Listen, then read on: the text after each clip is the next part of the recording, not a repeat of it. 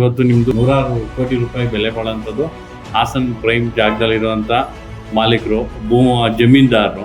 ನಿಮ್ದು ಆಸ್ತಿ ಮೌಲ್ಯ ಎಷ್ಟಿರ್ಬೋದು ಸರ್? ಗುರುಜಿ ಒಳ್ಳೆ ಕ್ರಿಕೆಟ್ ಪ್ಲೇಯರ್ ಸರ್. ನಾನು ಆಡ್ಬೇಕಾದ್ರೆ ನಾನು ರಾಹುಲ್ ದ್ರಾವಿಡ್ ಅವ್ರು ಒಟ್ಟಿಗೆ ಆಡಿರೋ ಸರ್. ಈಗ ಸುಮಾರು ಜನಕ್ಕೆ ಫೀಸ್ ಕಟ್ ಕೊಡ್ತೀರಾ, ಇದು ಮಾಡ್ತೀರಾ, ಅದೆಲ್ಲ ಭಾಳಷ್ಟು ಜನಕ್ಕೆ ಗೊತ್ತಿಲ್ಲ. ಆ ಥರದ್ದು ಹೇಗೆ ಬಂತು ನಿಮಗೆ? ಜಾಗದಲ್ಲಿ ಒಂದು 160 ಜನ ಕೆಲಸ ಮಾಡ್ತಾರೆ ಸರ್. ಇದು ಇನ್ಶೂರೆನ್ಸ್ ಕಟ್ತೀವಿ ಸರ್. ಅವ್ರು ಮೆಚ್ಚಿದ ಬಂಗಾರದ ಮನುಷ್ಯ. ಗುರುಜಿನ ಸಾಕಷ್ಟು ಸಮಾಜ ಸೇವಾ ಕಾರ್ಯಗಳಲ್ಲಿ ನಡೆಸ್ಕೊಂಡು ಇವತ್ತು ಗುರುಜಿ ನಾವು ನೋಡಿದಾಗ ಗುರುಜಿ ಅವಾಗ 90s ನಾವು ಒಂದು ಗುರುಜಿ ಒಳ್ಳೆ ಕ್ರಿಕೆಟ್ ಪ್ಲೇಯರ್ ಸರ್. ಒಳ್ಳೆ ಕ್ರಿಕೆಟ್ ಪ್ಲೇಯರು, ತುಂಬ ಲೆದರ್ ಚೆನ್ನಾಗಿ ಆಡೋರು, ಬ್ಯಾಟಿಂಗು ಬೌಲಿಂಗ್ ಮಾಡೋರು. ಅವಾಗಲೇ ಒಂದು ಟೀಮ್ ಹೆಂಗಿತ್ತು ಅಂದರೆ ಅವತ್ತು ಇಲ್ಲಿ ಗುರುಜಿ ಇದ್ರೆ ಸುಮಾರು ಒಂದು 500-600 ಜನ ಯಾವಾಗಲೂ ಇರೋರು. ಎಂಥ ದೊಡ್ಡ ಟೀಮು ಅವತ್ತು. ಎಲ್ಲಾರ್ಗೂ ಗುರುಜಿ ಒಂದು ಒಳ್ಳೆ ತಂಡ ಇತ್ತು. ಹೌದು ತುಂಬ ಚೆನ್ನಾಗಿತ್ತು. ಏನು ಕ್ರಿಕೆಟ್ ಬಗ್ಗೆ ಹೇಳಿ ಸರ್, ಏನು ಆಡ್ತಾ ಇದ್ರಿ ಹಿಂಗೆ? ನಾನು ಸ್ಟೇಟ್ ಆಡಿದ್ದೀನಿ ಸರ್ 3 ಸರಿ, ಅಂಡರ್-15 2 ಸರಿ, ಅಂಡರ್-17 1 ಸರಿ ಆಡಿದ್ದೀನಿ. ನಾನು ಆಡ್ಬೇಕಾದ್ರೆ ನಾನು ರಾಹುಲ್ ದ್ರಾವಿಡ್ ಅವ್ರು ಒಟ್ಟಿಗೆ ಆಡಿರೋ ಸರ್. ಓಹೋ. ಹಾಂ ಸರ್. ಅಂಡರ್-15 1 ಸರಿ ನಾವು ದ್ರಾವಿಡ್ ಅವ್ರು ಆಡಿದ್ದು, ಅಂಡರ್-17 ಆಡಿದ್ದು, ಅಂಡರ್-15 ಬೆಂಗಳೂರಲ್ಲೇ ಸರ್. ಒಂದು Bengaluru first tournament Hyderabad, second under fifteen tournament ಬೆಂಗಳೂರೇ, ಆಮೇಲೆ ಇನ್ನೊಂದು ಅಂಡರ್-17 ತಿರುಪತಿಲಿ ಆಯ್ತು ಸರ್. ಬ್ಯಾಟ್ಸ್ಮನ್ ಬೌಲರ್ ಆಗಿದೆ ಸರ್? ನಾನು leg spinner, middle order batsman sir. ಯಾಕೆ ಅದು ಕಂಟಿನ್ಯೂ ಮಾಡಿದ್ರೆ ಬಿಟ್ಬಿಟ್ರಿ ಸರ್? ಅದು ನಮ್ಮ ತಂದೆಯವ್ರಿಗೆ ಒಂದು ಸ್ವಲ್ಪ ನಾನು ಕ್ರಿಕೆಟ್ ಆಡಿ ಎಲ್ಲ ಮುಗೀತು, ಫಸ್ಟ್ ಇಯರ್ ಫೇಲ್ ಆಗಿಬಿಟ್ಟೆ, ಸೆಕೆಂಡ್ ಇಯರ್ PUC. ಆವಾಗ ಸ್ವಲ್ಪ ಡಿಸ್ಟ್ರಾಕ್ಷನ್ ಆಯಿತು, ಸ್ವಲ್ಪ ಇವಾಗ ಫೇಲ್ ಆಯಿತು ಅಂತ. ಹಾಗೆ ಮತ್ತೆ ಇಂಜಿನಿಯರಿಂಗ್ ಸೇರಲೇಬೇಕು ಅಂತೇಳಿ ನಮ್ಮ ತಂದೆಯವರು ಅಂದಾಗ ಆವಾಗ ಕ್ರಿಕೆಟ್ ಡ್ರಾಪ್ ಮಾಡಿ ಸ್ವಲ್ಪ ಓದೋ ಕಡೆ ಗಮನ ಹೊಂದೆ. ಆದರೂ ಇಂಜಿನಿಯರಿಂಗು ಡ್ರಾಪ್ ಆಯ್ತು ಸರ್. ಸರ್ ನಾನು ಓದಿರೋದು ಇಂಜಿನಿಯರಿಂಗ್ ಅಷ್ಟೇ, ಫಸ್ಟ್ ಇಯರ್. ಆಮೇಲೆ ಓದಲಿಲ್ಲ ಸರ್. ಸ್ಕೂಲ್ ಎಲ್ಲ ಸರ್? ಸ್ಟೀಫನ್ಸ್ ಇಂಗ್ಲೀಷ್ ಸ್ಕೂಲಲ್ಲಿ ಓದಿದ್ದು. ಅದಾದಮೇಲೆ ಸೆಂಟ್ ಜೋಸೆಫ್ಸು ಹೈಸ್ಕೂಲು, ಆಮೇಲೆ Venkateshwara college first PUC second PUC, ಆಮೇಲೆ ಮಲ್ನಾಡು ಇಂಜಿನಿಯರಿಂಗ್ ಕಾಲೇಜು ಇದು ಸರ್, ಇಂಜಿನಿಯರಿಂಗ್ ಆರ್ಕಿಟೆಕ್ಚರ್ ಓದಿದೆ ಫಸ್ಟ್ ಇಯರ್ ಮಾತ್ರ. ಆಮೇಲೆ ಸೆಕೆಂಡ್ ಇಯರ್ಗೆ ಹೋಗಲಿಲ್ಲ, ಬಿಟ್ಬಿಟ್ರಿ. ಹಾಂ ಸರ್. ಅವಾಗಲೇ ಥಿಯೇಟರ್ ಕಡೆಗೆ ಬಂದ್ಬಿಟ್ರೆ? ಬಂದ್ಬಿಟ್ಟೆ ಸರ್. ಆಮೇಲೆ 91 ಬಂದ್ಬಿಟ್ಟೆ ಥಿಯೇಟರ್ ಸರ್. ಯೂತ್ಸಲ್ಲಿ ನಿಮ್ಮ ಬಗ್ಗೆ ತುಂಬ ಕ್ರೇಜ್ ಜಾಸ್ತಿ. ಈ ಕಾಲೇಜಿಗೆ ಬಂದವರೆಲ್ಲ ಒಂದ್ಸರಿ ಗುರೂಜಿಯವ್ರನ್ನ ಭೇಟಿ ಮಾಡಬೇಕು, ಗುರೂಜಿಯವ್ರನ್ನ ಒಂದ್ಸರಿ ನೋಡಬೇಕು ಅಂತ ಇದು ಮಾಡ್ತಾರೆ. ಆ ಥರದ್ದು ಕ್ರೇಜು ಇದು ಹೆಂಗಾಯ್ತು ನೀವು? ಹಂಗೆ ಯೂತ್ಸು ಯಾಕೆ ಜಾಸ್ತಿ? ನೀವು ಅವ್ರನ್ನ ಈಗ ಸುಮಾರು ಜನಕ್ಕೆ ಫೀಸ್ ಕಟ್ ಕೊಡ್ತೀರಾ, ಇದು ಮಾಡ್ತೀರಾ, ಅದೆಲ್ಲ ಭಾಳಷ್ಟು ಜನಕ್ಕೆ ಗೊತ್ತಿಲ್ಲ. ಆ ಥರದ್ದು ಹೇಗೆ ಬಂತು ನಿಮಗೆ ಸರ್? ಅದು ಈಗ ನಮ್ಮ ಆಟೋ ಅಣ್ಣ ತಮ್ಮದಿರಾಗಿರ್ಬೋದು, ಆಮೇಲೆ ನಮ್ಮ ಕಾಲೇಜ್ ಸ್ಟೂಡೆಂಟ್ಸ್ ಅಂದರೆ ಏನೋ ಒಂಥರ ಮೊದಲಿಂದನೂ ಜೊತೆಗೆ ಒಡನಾಟ ಇತ್ತು ಸರ್. ಈ ಫೀಲ್ಡ್ಗೆ ಹೋಗ್ತಿದ್ದೆ ಲೇಟಾಗಿ ವಾಕಿಂಗ್ಗೆ, ಅಲ್ಲೆಲ್ಲ ಇರೋರು ಮಾತಾಡಿಸಿ ಕರ್ಕೊಂಡೋಗಿ ಹಂಗೆ ಒಟ್ಟಿಗೆ ಜ್ಯೂಸ್ ಕುಡಿಯೋದು ಎಲ್ಲ ಮಾಡ್ತಿದ್ವು. ಹಾಗಾಗಿ ಅದೇ ಥರ ಅದು ಬೆಳ್ಕೊಂಬಂದು ಸರ್, ಬೆಳ್ಕೊಂಬಂದಿರ್ಬೋದು ಸರ್. ಅದು ಬಿಟ್ಟರೆ ಸ್ವಲ್ಪ ಇಬ್ಬರು ನಮ್ಮ ಸಂಸ್ಥೆಯಿಂದನೇ ಎಲ್ಲ ಕಟ್ಟೋದು ಸರ್. ಫೀಸೇ ಕಟ್ಟೋದಿರ್ಬೋದು. ಮುಂದೆ ತಿಂಗಳಿಗೊಂದು 10 ಜನ ಹಿರಿಯರಿಗೆ ಪ್ರತಿ ತಿಂಗಳು ಒಂದು 600-700 ರೂಪಾಯಿ ಕೊಡಿಸ್ತೀವಿ ಸರ್, ಹಿರಿ ತಲೆಗೆ ಒಂದು 10 ಜನಕ್ಕೆ ಸರ್. ಪ್ರತಿ ತಿಂಗಳು ನಾವು ಅವರು ಎಲ್ಲಿದ್ದಾರೆ ಅಲ್ಲಿಗೆ ತಲುಪಿಸ್ತೀವಿ. ಆಮೇಲೆ ನಮ್ಮ ಆಟೋ ಅಣ್ಣ ತಮ್ಮದಿರಿಗೆ ಇನ್ಶೂರೆನ್ಸ್ ಕಟ್ಟೋದಾಗಿರ್ಬೋದು ಸರ್. ಆಮೇಲೆ ನಮ್ಮ ಇದರಲ್ಲಿ ಜಾಗದಲ್ಲಿ ಒಂದು 160 ಜನ ಕೆಲಸ ಮಾಡ್ತಾರೆ ಸರ್. ನಮ್ಮ ಅಂಗಡಿ ಮಳಿಗೆ ಕಾಂಪ್ಲೆಕ್ಸಲ್ಲ, ಅವ್ರದ್ದು ಎಲ್ರದೂ ಒಂದು ಅದರಲ್ಲೊಂದು 50 ಜನನೂ 60 ಜನದ್ದು ಇನ್ಶೂರೆನ್ಸ್ ಕಟ್ತೀವಿ ಸರ್ ಅವ್ರದ್ದು. ಒಂದು ಎಲ್ಲರೂ ಮುಖ್ಯವಾಗಿ ಏನಂದರೆ ಸರ್, ಇವತ್ತು ಸಣ್ಣ ಪುಟ್ಟ ಶ್ರೀಮಂತಿಕೆ ಇದ್ರೂ ಅದನ್ನು ಶೋ ಆಫ್ ಮಾಡೋರು ತುಂಬ ಜಾಸ್ತಿ. ಆದರೆ ಇವತ್ತು ನಿಮ್ಮದು 100 ಕೋಟಿ ರೂಪಾಯಿ ಬೆಲೆ ಬಾಳುವಂಥದ್ದು ಹಾಸನ್ ಪ್ರೈಮ್ ಜಾಗದಲ್ಲಿರುವಂಥ ಮಾಲೀಕರು ಜಮೀನ್ದಾರರು. ಇದೆಲ್ಲ ಆಗಿದ್ರು ನೀವು ಬರೀ ರಾಮರಾಜ್ ಶರ್ಟು ಪ್ಯಾಂಟು, ಆಮೇಲೆ ಕಾರ್ಗಳು ಎಲ್ಲ ಇಂಡಿಯನ್ ಮೇಡು, ಯಾವುದು ಪಾಶ್ ಆಗಿರೋ ಲೈಫ್ ಸ್ಟೈಲ್ ಎಲ್ಲ ಇಲ್ಲ. ಯಾಕೆ ಹಾಗೆ? ನಿಮ್ಮದು ಆಸ್ತಿ ಮೌಲ್ಯ ಎಷ್ಟಿರ್ಬೋದು ಸರ್? ಅಲ್ಲ, ಈಗ ನಮ್ಮಂಥವ್ರು ಮೇಲ್ನೋಟಕ್ಕೆ ನೋಡಿದವ್ರಿಗೆ ಒಂದು 100 ಕೋಟಿ ಇರ್ಬೋದು ಅಂತ ಲೆಕ್ಕ ಹಾಕ್ತೀವಿ. ಹಂಗಿರುವಾಗ ನೀವು ಈಗ ಸರಳತೆ ಜೀವನ ಯಾರ್ದಾರು ಒಂದು ಪ್ರಭಾವ ಬೀರಿರುತ್ತೆ ಸರ್ ಜೀವನದಲ್ಲಿ. ಈಗ ವಿನಯತೆ ಎಲ್ಲರಿಗೂ ಬರೋಲ್ಲ, ಇದು ಮಾಡಲ್ಲ. ಈಗ ನೀವೇ ನಮ್ಮನ್ನೇನು ಮಾತಾಡ್ಸ್ಬೇಕು ಅಂತ ಏನಿಲ್ಲ, ನಾನು ನೋಡಬೇಕು ಅಂತಲೂ ಇಲ್ಲ. ಈ ಕೆಲವು ಕೋಟಿಗಳಿರೋರೇ ಲೈಫ್ ಸ್ಟೈಲೇ ಬೇರೆ ಥರ. ಎಲ್ಲ ನಮ್ಮ ತಂದೆ ಸರ್. ನಮ್ಮ ತಂದೆ ಯಾವಾಗಲೂ ಹೇಳೋದು ಸರ್, ಬಗ್ಗೆ ನಡಿ ಅನ್ನೋದು ಸರ್, ತಲೆ ಬಗ್ಸ್ ನಡೆಯಪ್ಪ ಅನ್ನೋದು. ಯಾಕಪ್ಪ ಅಂತ ಕೇಳಿದ್ರೆ ಮುಗ್ಗರ್ಸ್ ಬೀಳ್ಕೆ ಅನ್ನೋದು ಸರ್. ಬರೀ ಬೀಳೋದಲ್ಲ, ಮುಗ್ಗರ್ಸ್ ಬೀಳೋದು ಬೇರೆ, ಬೀಳೋದು ಬೇರೆ ಅಂತ ಸರ್. ಮುಗ್ಗರ್ಸೋದ್ರಿಂದ ಹಿಂಗೆ ಎಡಿವಿ ಬೀಳ್ತೀವಲ್ಲ ಸರ್, ಆ ಥರ ಬಿದ್ದು ಬಿಡ್ತೀರಪ್ಪ ಜೋಪಾನ. ಭಾರಿ ತಗ್ಗಿ ಬಗ್ಗೆ ನಡಿಬೇಕು, ಅಹಂಕಾರ ಮಾತ್ರ ಮಾಡಬೇಡ. ಅದನ್ನ ಅವ್ರ ತಂದೆ ಹೇಳ್ಕೊಡ್ತಾ ಇದ್ರು ಸರ್. ನಮ್ಮ ಮನೇಲಿ ಶೋಷಣೆಗೆ ವಿರೋಧ ಸರ್. ಅವರು ನಮ್ಮ ಮುತ್ತಾತ ಅವ್ರು ಸರ್, ಎಂ ಚೌಡೇನವರು. ಅವರು ಒಂದು ಶಾಲೆಗೆ ನಮ್ಮ ತಾತ ಅವರು ನಮ್ಮ ತಂದೆಗೆ ಹೇಳಿ ಸರ್ ಇದು ಕಥೆನ. ಕೂತಾಗ ಒಂದು 1910 ಇರ್ಬೋದು, 1910ರಲ್ಲಿ ಕೂತಾಗ ಸರ್, ಮುದ್ದಾದ ಮಕ್ಕಳು ಅರ್ಧ ಕೆಳಗೆ ಕೂತಿದ್ರು ಸರ್, ಇನ್ನು ಮುದ್ದಾದ ಮಕ್ಕಳು ಅರ್ಧ ಮೇಲೆ ಕೂತಿದ್ರು ಅಂತ. ಯಾಕೆ ಮುದ್ದಾದ ಮಕ್ಕಳು ಕೆಳಗೆ ಕೂತಿದ್ದಾರೆ ಅಂದಾಗ ಸರ್ ಅವ್ರು ಪಂಚಮರು ಅಂದ್ಬಿಟ್ಟ ಸರ್. ಭಾರಿ ನೋವು ಆಗ್ಬಿಡ್ತಾನೆ ಸರ್ ಅವರು. ಭಾರಿ ನೋವು ಅಂದ್ರೆ ಬಾರಿತ್ತು. ಮಕ್ಕಳಲ್ಲೂ ಭೇದ ಭಾವ ಇದೆಯಲ್ಲ ಅಂದ್ಬಿಟ್ಟು ಏನು ಮಾಡ್ತಾರೆ ಸರ್ ಇವರು, ಪಂಚಮ ಶಾಲೆ ಅಂತಾನೆ ಕಟ್ತಾರೆ ಸರ್. ಅದು ಓಪನ್ ಮಾಡಿದ್ದು ಸರ್ ಎಂ ವಿ ಅವರು ಅಂತ ನಮ್ಮ ತಂದೆಗೆ ನಮ್ಮ ತಾತ ಸರ್ ಎಂ ವಿಶ್ವೇಶ್ವರಯ್ಯನವರು, ಬೆಳ್ಳಿ ಬೀಗ ಚಿನ್ನದಕಿನಲ್ಲಿ. 120 ಅಡಿ ಅಗಲ ಇದೆ ಸರ್, 450 ಅಡಿ ಉದ್ದ ಇದೆ ಸರ್. ಈಗ ಅದು ಮಧ್ಯದಲ್ಲಿ ಒಂದು ಟ್ಯಾಂಕ್ ಕಟ್ಬಿಟ್ಟು ಅದು ಬ್ರೇಕ್ ಆಗಿದೆ ಶಾಲೆ. ಅರಸೀಕೆರೆಯಲ್ಲಿ ಸರ್, KV ಬಂಕ್ ಎದುರುಗಡೆ. ಈಗ ಅದು ಪಟ್ಟಾ ಪ್ರೈಮರಿ ಶಾಲೆ ಆಗಿದೆ ಸರ್. ಈಗ ಅದು ಈಗಲೂ ಮೊನ್ನೆ ಈಗೊಂದು 6-7 ವರ್ಷ ನಮಗೆ ಗೊತ್ತಾಗಿದ್ದು, ಒಂದು 8 ವರ್ಷದಿಂದ ಶಾಲೆ ಸಿಕ್ಕಿದ್ದು ಸರ್. ನಮ್ಮ ತಂದೆ ಹೇಳ್ತಿದ್ರು ಎಲ್ಲಿದೆ ಅಂತ ಗೊತ್ತಿರಲಿಲ್ಲ. ಆಮೇಲೆ ನಾವು ಹುಡುಕಿದಾಗ ಏನಕ್ಕೂ ಯಾಕೆ ಹಿಂಗೆ ಮರೆ ಆಗ್ಬಿಟ್ಟಿದೆ, ಇಲ್ಲಿ ಹಂಚಿನ ಮನೆ ಹೆಂಗ್ ಬಂತು, ಅದು ಬಿದ್ದವಂಗ ಆಗ್ಬಿಟ್ಟಿತ್ತು. ಸರ್ಕಾರಿ ಶಾಲೆ ಮಧ್ಯೆ ಹಂಚಿಂದು ಬಂದ್ಬಿಟ್ಟಿದೆ ಅಂದ್ಬಿಟ್ಟು ಒಳಗೆ ಹೋಗಿ ನೋಡಿದಾಗ ಅಲ್ಲಿ ಕಲ್ಲಿತ್ತು ಸರ್. ಈ ಪಂಚಮ ಶಾಲೆ ಡೊನೇಟೆಡ್ ಬೈ ಎಂ ಚೌಡಯ್ಯ ಅಂತ. ಅದನ್ನು ಚಿನ್ನದಲ್ಲಿ ಬರೆದಿರೋ ಸರ್, ಗೋಲ್ಡಲ್ಲಿ. ಅದೆಲ್ಲ ನೋಡ್ಬಿಟ್ಟು ಇದು ನಮ್ಮ ಮುತ್ತಾತ ಅವ್ರದ್ದೇ ಅಂತೇಳಿ ನಮ್ಗೊಂದು ಮನವರಿಕೆ ಆಯ್ತು ಸರ್. ಮತ್ತು ಅವ್ರು ರಿಕ್ವೆಸ್ಟ್ ಮಾಡಿದ್ರು BO ಸಾಹೇಬ್ರನ್ನ, ಅವರು ಪಾಪ ನಮ್ಗೆ ಸಪೋರ್ಟ್ ಮಾಡಿದ್ರು. ಆಮೇಲೆ MLA ಸಾಹೇಬರು ತುಂಬ ಸಪೋರ್ಟ್ ಮಾಡಿದ್ರು ಸರ್, ಶಿವಲಿಂಗೇಗೌಡರು. ಅವರೇ ಆ ಬಿಲ್ಡಿಂಗ್ ಉಳಿಸ್ರಯ್ಯ, ಅದು ಹಳೇದು ಇತಿಹಾಸ ಇರೋ ಬಿಲ್ಡಿಂಗ್ ಅಂತೇಳಿ ಅವರು ಸಹಾಯ ಮಾಡಿದ್ರು ಸರ್. ಆವಾಗ ನಾವು ಅದನ್ನು ಫುಲ್ ರಿನೋವೇಟ್ ಮಾಡಿ ಗ್ರಾನೈಟ್ ಹಾಕ್ಸಿ ಹೊಸ ಹಂಚು ಹಾಕೋದು ಸರ್. ತೀರು ಚೇಂಜ್ ಮಾಡಕ್ಕೆ ಹೋದ್ವಿ ಹೇಳೋರೆ, ಪ್ರತಿಯೊಂದು ತೀರು ಒಂದು ಕುಟ್ಟೆ ಹಿಡ್ದಿರಲಿಲ್ಲ ಸರ್, ಅಷ್ಟು ಒಳ್ಳೆ ಮರ ಹಾಕಿದ್ದಾರೆ. ಒಂದು ತೀರು ಚೇಂಜ್ ಮಾಡಿಲ್ಲ, ಒಂದು ಇದು ಹಂಚು ಕೊಡ್ತಾರೆ ಅದು ಕೂಡ ಚೇಂಜ್ ಮಾಡಿಲ್ಲ ಸರ್. ಈಗ ಮುಂದಿನ ವಾರ ಅದಕ್ಕೆಲ್ಲ ಟೈಲ್ಸ್ ಹಾಕ್ಸ್ಕೊಡ್ತಾ ಇದ್ದೀವಿ ಸರ್. ಅದೊಂದು ಇತಿಹಾಸ ಅಂತ ಅನ್ಕೊಂಡಿದ್ವಿ ಸರ್. ಇದು ಅವರು ಇವರು ಎಂ ಚೌಡೇನವ್ರ ಮೊಮ್ಮಗ MR ಪುಟ್ಟಸ್ವಾಮಯ್ಯನವ್ರು ಸರ್. ಅವರು 1 ಎಕರೆ ಜಾಗ, 210 ಅಡಿ ಹೆಚ್ಚು ಕಮ್ಮಿ 1 ಎಕರೆ ಜಾಗನ ಒಕ್ಕಲಿಗರಷ್ಟು ದಾನ ಕೊಟ್ಟಿದ್ದಾರೆ ಸರ್, ಬಡ ವಿದ್ಯಾರ್ಥಿಗಳಿಗೆ ಸರ್, ರೈತರ ಮಕ್ಕಳಿಗೆ ಅಂತ. ಅದು ಒಕ್ಕಲಿಗರು ಮಹಿಳಾ ಹಾಸ್ಟೆಲ್ ಆಗಿದೆ ಈಗ. ಅದನ್ನ ತಾತ ಅವರು ಕಟ್ಟಿ ಬಾವಿಗೂ ಕೂಡ ತೆಗೆಸ್ಕೊಟ್ಟಿದ್ದಾರೆ ಅಂತ ನನಗೆ ನಮ್ಮ ತಂದೆ ಹೇಳೋರು ಸರ್. ನಾವು ಮೀಟಿಂಗ್ ಅದು ಅಲ್ಲಿ ಒಳಗೆ ಹೋಗೋದೇ ಬಿಟ್ಬಿಟ್ಟಿದ್ದೀವಿ ಸರ್, ಒಂದು 12 ವರ್ಷ ಆಯ್ತು ಸರ್. ಹೌದು ಸರ್. ಯಾಕಂದರೆ ನನಗೆ ತಿಮ್ಮೇಗೌಡರು ಅಂತ ನಮ್ಮ ಮನೆ ಉಳಿಸ್ತವ್ರು ಅಡ್ವೊಕೇಟ್ ಸಾಹೇಬರು, ಅವರು ಒಂದೇ ಮಾತು ಹೇಳಿ ಸರ್, ದಾನ ಕೊಟ್ಟ ಮೇಲೆ ಅದು ನಿಮ್ಮದಲ್ಲ, ಅಲ್ಲಿ ಕಾಲಿಡಬೇಡಿ ಅಂತ. ನಾವು ಇವತ್ತವರೆಗೂ 12 ವರ್ಷದಿಂದ ಹೋಗಿಲ್ಲ ಸರ್, ಒಳಗಡೆ ಬಿಟ್ಬಿಟ್ಟಿದ್ದೀವಿ ಸರ್. ಅಲ್ಲೇನಾದರೂ ನಿಮ್ಮ ತಾತ ಅವ್ರದ್ದು ಪ್ರತಿಮೆ ಅಥವಾ ಇದು ಮಾಡಬೇಕು ಆ ಥರದ್ದು ಏನಾದ್ರು ಆಸೆ ಇದೆಯಾ? ಇಲ್ಲ ಸರ್, ನಾವು ಯಾವುದಕ್ಕೂ ವಿಚಾರಕ್ಕೆ ಹೋಗೋದು ಬರಂತ. ಯಾಕಂದ್ರೆ ಬೋರ್ಡ್ ಅವಾಗ ನೀವು ಅನುಸಂಧಾನ ಆಗ್ತಿದ್ರು, ನಾವು ನೀವಿಲ್ಲ ಅಂದ್ರೆ ಎಲ್ಲ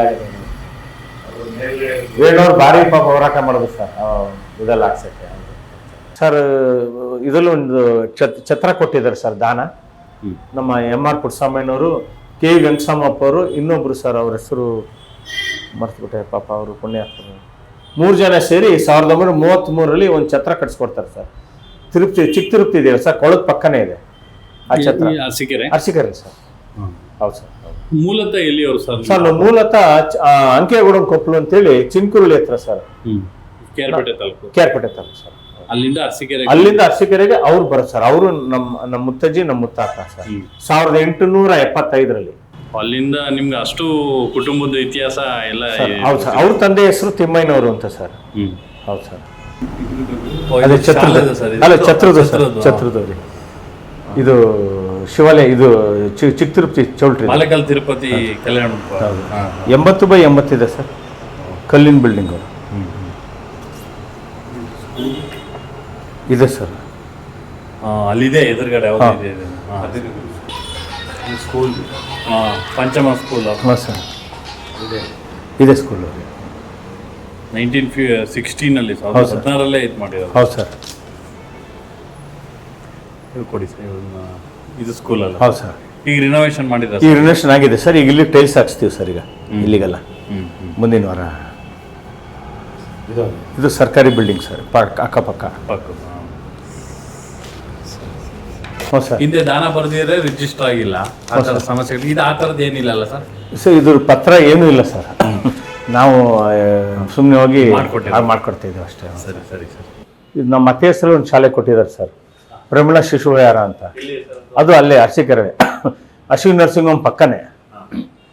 ಅದು ಸರ್ 40/80 ಇರ್ಬೇಕು ಸರ್. ಅದೀಗ ಸ್ವಲ್ಪ ಏನೋ ಕಾರಣಾಂತರದಿಂದ ನಿಂತಿತ್ತು. ಈಗ ನಮ್ಮ ಆಂಜನೇಯವರು ಕೊಟ್ಟಿರೋ ಭಿಕ್ಷೆಯಲ್ಲಿ ಇನ್ನು ಸ್ವಲ್ಪ ಬೇರೆ ಕಡೆ ಎಲ್ಲ ನಮ್ಮ ಅಕ್ಕ ತಂಗಿರು, ನಮ್ಮ ಸ್ನೇಹಿತರು ಅದು ಭಿಕ್ಷೆ ಐತೆ ಕಟ್ಟಬೇಕು ಅಂತ ನಮ್ಮ ಮನಸ್ಸಿಗೆ ಬಂತು ಸರ್. ಅಂದರೆ ಎಲ್ಲ ಮೇಜರ್ ನಮ್ಮ ಆಂಜನೇಯನೇ ಕೊಡ್ತಾ ಇದ್ದಾರೆ. ಇನ್ನು ಮಿಕ್ಕಿದ ಒಂದು ಸ್ವಲ್ಪ ಬೇರೆ ಕಡೆ ಒಂದು 50,000 ಹಂಗೆ ಇಸ್ಕೊಂಡು ಮೋಸ್ಟ್ಲಿ ಒಂದು 15-20 ಲಕ್ಷ ಖರ್ಚು ಮಾಡಿ ಸರ್ ಅದು ಶಿಶು ವಿಹಾರನೇ ಮಾಡ್ತಾಯಿದ್ದೀವಿ ಸರ್ ನಮ್ಮ ಅತ್ತೆ ಹೆಸರಲ್ಲೇ. ಅದ್ರದ್ದು ಒಂದು ದಾನಪತ್ರ ಬೇಕಾ ಸರ್? ಅದರ ನಡಿಬೇಕು ಅಂತ ಬರ್ದಿದ್ದಾರೆ ಸರ್ ನಮ್ಮ ತಾತ ಅವರು. ಎಂತ ಇದೆ, ನನ್ನ ಮಗಳು ಮುದ್ದಾದ ಮಗಳು ತೀರೋಗ್ಬಿಟ್ಟಿದ್ದಾರೆ, ಪ್ರಮೀಳಾ ಅಂತ. ಸೂರ್ಯ ಚಂದ್ರ ಇರೋವರೆಗೂ ಈ ಶಾಲೆ ಈ ಶಿಶುವಾರ ನಡಿಬೇಕು ಅಂತ ಬರ್ದಿದ್ದಾರೆ ಸರ್. ಅದಕ್ಕೆ ಸರ್ ನಾನು ದೇವ್ರ ಮೇಲೆ ಬಾರಾಕಿಗೆ ಅವ್ರದ್ದು ನಾವು ತಿಂತಾ ಇರೋದಲ್ಲ ಅವ್ರದ್ದೇ ಭಿಕ್ಷೆ, ಆಂಜನೇಯರದು, ನಮ್ಮ ಹಿರಿಯರದು, ನಮ್ಮ ತಾತದೇವ್ರ ಪಾಪ. ಅದಕ್ಕೆ ಅದನ್ನ ಕಟ್ಸ್ಬಿಡ್ತಾ ಇದ್ದೀವಿ ಸರ್. ಈಗ ನಮ್ಮ ಮಗು ಹೊರಡ್ಲಿಂದ ಕಾಯ್ತಾಯಿದ್ದು, ಅದು ಮುಗಿತಿದ್ದಂಗೆ ಒಂದು ಮೀಟಿಂಗ್ ಮಾಡಿ ನಮ್ಗೆ ಅದೆಲ್ಲ ಇದು ಮಾಡೋಕ್ಕೆ ಅರಸೀಕೆರೆ ಅಣ್ಣ ತಮ್ಮದಿರು ತುಂಬ ಜನ ಸಹಾಯ ಮಾಡಿದ್ರು ಸರ್. ಸರ್ ನೀವು ಅವರೆಲ್ಲ ಸೇರಿಸಿ ಅವ್ರ ಸಲಹೆ ತಗೊಂಡು ಕಟ್ಬಿಡ್ತೀವಿ ಸರ್. ಹೌದು ಸರ್. ಸರ್ ನಿಮ್ದು ಕೇರಳ ಸರ್ ಕೇರಳದ್ದು ಹಿಂದೆ ಪ್ರವಾಸದೊಂದು ಕಹಿ ಅನುಭವದಿಂದಾಗಿ ಹ್ಞೂ ಸರ್ ನೀವು ಗುರುಜಿಗೆ ಕೇರಳದವ್ರ ಕಂಡ್ರೆ ಸಿಟ್ಟು ಅಂತ ಒಂದಿದೆ ಸರ್. ನಾವು 92ನಲ್ಲಿ ಸರ್ ಡಿಸೆಂಬರ್ 6ನೇ ತಾರೀಕು ನಾವು ಕೇರಳದಿಂದ ಶಬರಿಮಲೆಯಿಂದ ಬರ್ತಾಯಿದ್ವು.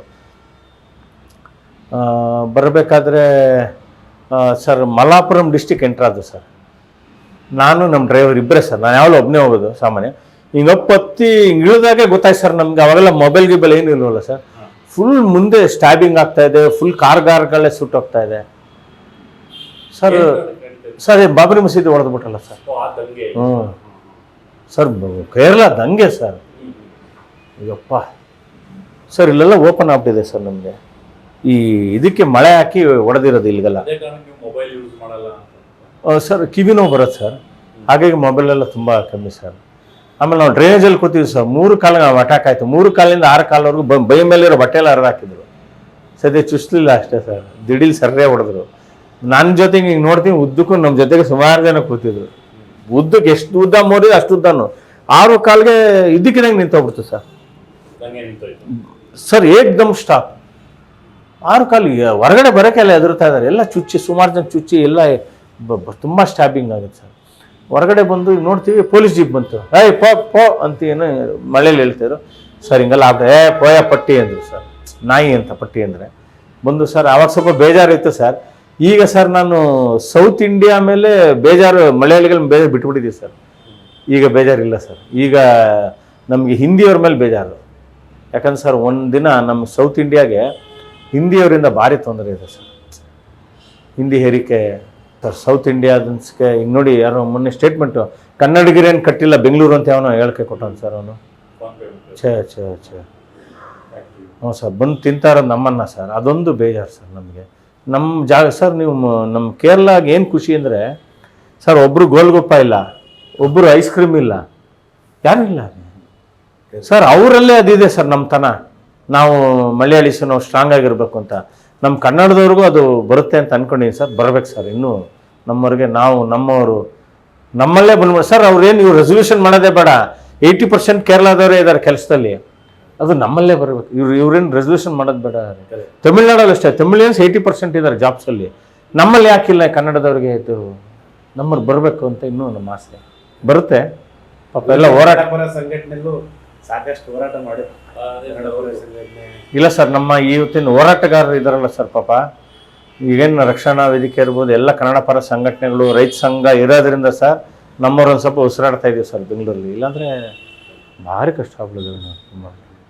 ಮತ್ತು ಈಗಲೂ ಗುರುಜಿ ಸ್ಟೇಡಿಯಂ ವಾಕಿಂಗ್ ಮಾಡ್ತಾರೆ, ಜಿಮ್ ಮಾಡ್ತಾರೆ. ಹೆಲ್ತ್ ಫ್ರೀಕ್ ಮಾತ್ರ. ಇದು ಹನುಮಾನ್ ದಂಡ ಅಧ್ಯಕ್ಷ ಅಲ್ವಾ? ಗರಡಿಗೆ ಮಾತ್ರ ಸಾಕಷ್ಟು ಗರಡಿ ಗರಡಿ ಚಿಕ್ಕ ಗರಡಿ ಇದೆ ಅಂದ್ರೆ ಅದು ಅಂತ ಅಲ್ಲ, ಎಲ್ಲ ನೀವು ಗರಡಿಲೂ ಮಾಡ್ತೀರಾ ಸರ್? ಇಲ್ಲ ಸರ್, ಚಿಕ್ಕವನಿಂದ ಹೋಗುವೆ ಈಗಿಲ್ಲ ಸರ್.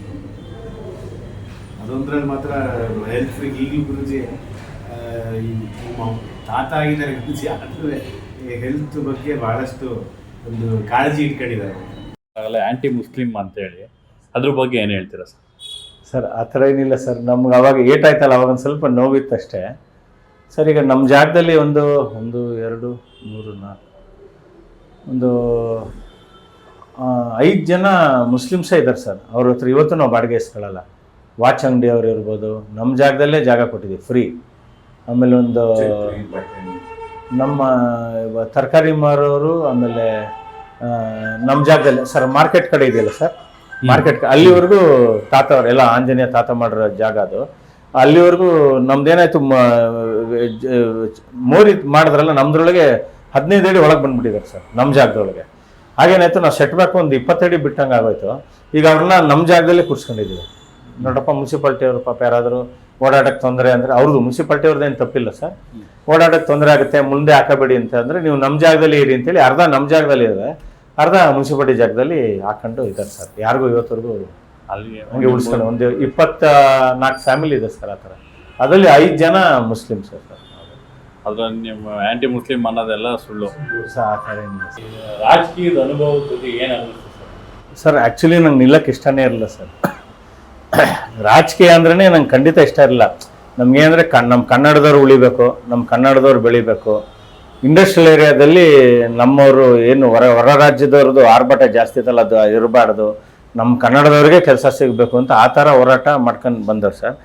ಅದು ಇದ್ದಕ್ಕಿದ್ದಂಗೆ ಅನಿರೀಕ್ಷಿತವಾಗಿ ಟಿಕೆಟು ಸಿಕ್ತು ಸರ್. ನಾನು ಹಂಗೂ ಎಚ್ ಕೆ ಮಹೇಶ್ವರು ಕೂಡ ಹೇಳಿದೆ ಸರ್ ನಂಗೆ. ಆಮೇಲೆ ಪಾಪ ಅವ್ರ ಮುಂದೆ ನಮ್ಗೆ ನಿಲ್ಲಕ್ಕೆ, ನನಗೂ ರಾಜಕೀಯಕ್ಕೆ ಎಂಟ್ರಿನೇ ಇಷ್ಟ ಇಲ್ಲ.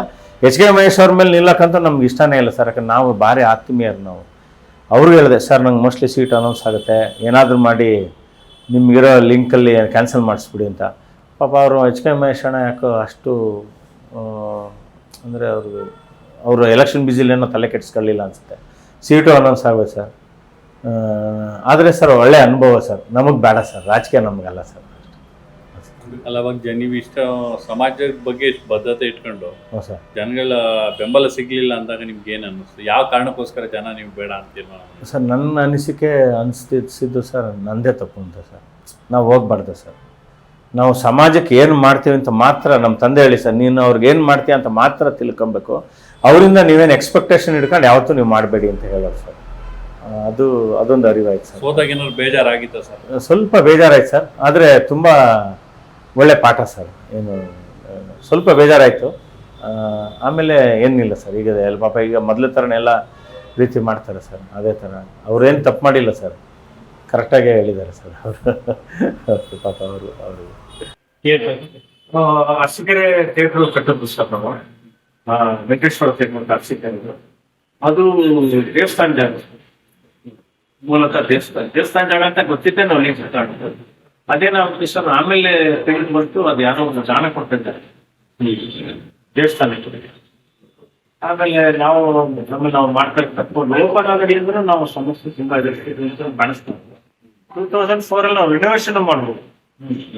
ಅದು ನಮ್ದು ತುಂಬಾ ಸ್ವಾರ್ಥತನ ಆಯ್ತು ಅಂತ ಅನಿಸ್ತದೆ. ನಾವು ತಪ್ಪು ಮಾಡ್ಬಾರ್ದು. ತುಂಬಾ ದೇವ್ರ ಜಾಗನ ನಾವು ನಮ್ಗೆ ನಾವು ಹೊರಟು ಅಂತ ನಮ್ದೇ ತಪ್ಪಾಯ್ತು ಅನ್ಸುತ್ತೆ. ಅವಾಗ ಇನ್ನೂ ತೊಂದರೆ ಆಮೇಲೆ ನಮಗೆ ಆಂಜನೇಯ ಅಂತ ಕಾಡಕ್ಕೆ ಸ್ಟಾರ್ಟ್ ಆಯ್ತು. ನಾವು ತಪ್ಪು ಮಾಡ್ತಾ ಇದ್ದೀವಿ.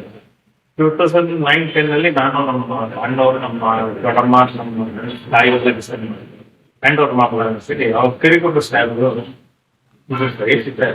ಯಾವ್ದೋ ರಿಕ್ವೆಸ್ಟ್ ಮಾಡ್ಬೋದು. ಪಾಪ ಅವರೇ ಅಣಗು ಪಾಪ ಆಗಂತ ಸರ್ ಕಂಟಿನ್ಯೂ ಮಾಡ್ಕೊಳ್ಳಿ. ಅವರು ನವೀನಾಕ್ಷನ್ ಸ್ಯಾಬಿಟೀಸು ಇಬ್ಬರು ಅವ್ರು ಕಂಟಿನ್ಯೂ ಮಾಡಿ ಎನ್ಹಾನ್ಸ್ ಮಾಡಿ ನಾವು ಯಾಕಂದ್ರೆ ನಾವು ತಪ್ಪು ಮಾಡ್ತಾ ಇದ್ದೀವಿ, ಜಾಗ ಬೇಡ ಹ್ಯಾಂಡ್ ಓವರ್ ಮಾಡೋದು ಅಂದ್ರೆ ಲೀಗಲ್ ಆಗಿ ಇತ್ತು.